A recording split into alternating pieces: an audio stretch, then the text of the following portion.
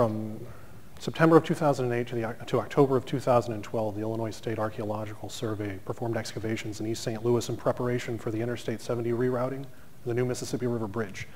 During this time, a number of artifacts were found, but I'd like to focus on a certain set of artifacts. These 5 bipointed bone needles were found in a pit under the main line of Interstate 70, and I'm suggesting they could be tattooing implements. For those of you unfamiliar with the art of tattooing, it's a fairly simple process.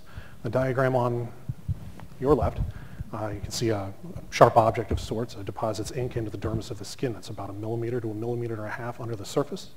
And the wound heals, and therein the tattoo design stays. In the upper right-hand corner is the modern tattoo gun today, and it's a derivative of an invention by Edison that was originally used to make a stencil out of stock. You can make copies of what people hand wrote.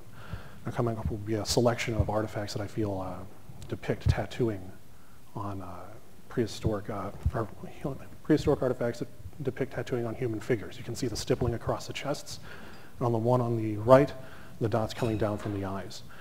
Other motifs show up in various other artifacts, shell gorgets and the like. But there's no, in the American bottom, we don't have hard evidence, such as in Siberia, the bogs, you find these 2,500-year-old bodies that show tattooing. All we have is the material evidence. But some of it can be very compelling, such as head pots. They're found in the burial context. These are found with skeletons, and you can see the very human features on the face, the eyes, nose, the mouth, the ears, and then there's the tattooing around the mouth, and in the up close of the eye, there's triangles coming away from the eye. And the next head pot, it's from a different site. It's in Arkansas, and you can see the elaborate work around the eyes and the mouth. But this is a little different, and this kind of brings the humanity to it. This head pot was found with a skeleton crouching behind it as if holding it, and then it was in a ring of other skeletons. But the crouching skeleton and the head pot were both facing the main mound at this site.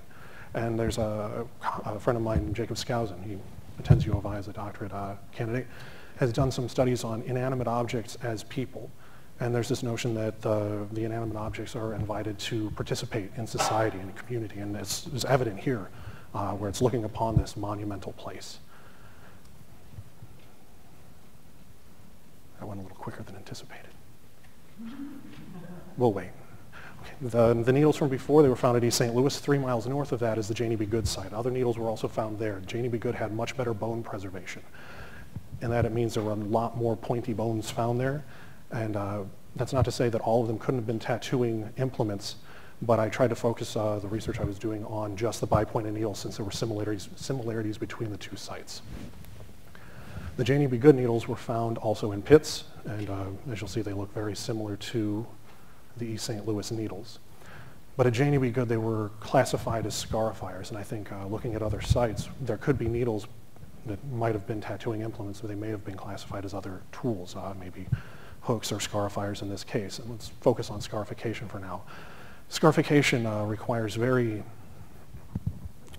formal cuts, very intricate cuts that will make uniform scarring.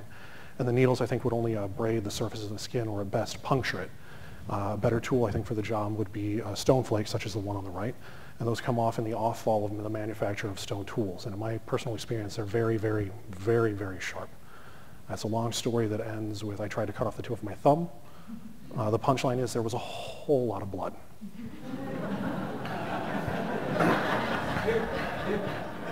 But back to the needles. The bipointed nature makes you wonder how they were used. In the late 1800s, James G. Swan studied the Haida people of the Northwest in the United States, and they did tattooing, and they used a baton method, and you can see the tattooing on these gentlemen's chests here. Now, they were cedar batons with steel needles hafted in the end, and I'm suggesting that these bipointed needles could have been socketed into a wooden handle or an antler handle and then utilized thusly. Swan also indicates that hematite and charcoal were used to make inks, red and black, respectively, and we find hematite and charcoal in excavations in the American bottom.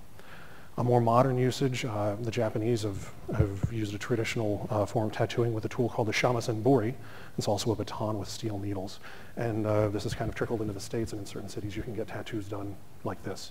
I'm just scratching the surface with this. This is very preliminary analysis. That wasn't actually meant to be a pun, but it'll work. There's other questions to be answered, such as why? Why were they tattooing? I know why I get tattoos, but what was the importance? And I'm suggesting that these bone needles could have been used for tattooing, but can they actually make a tattoo? And eventually I would like to have a tattoo done on myself with bone needles. But, thank you very much for your time.